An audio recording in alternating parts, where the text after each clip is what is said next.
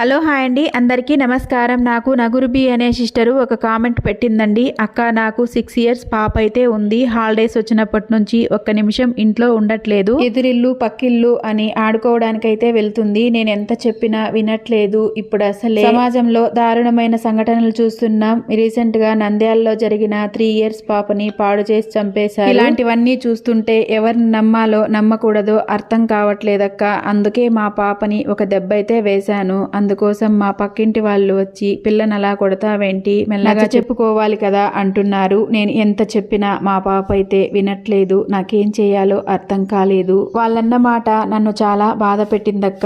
ఈ విషయం పైన అందరికీ అర్థమయ్యేలాగా ఒక వీడియో చేయండి అనేసి అయితే కామెంట్ పెట్టింది.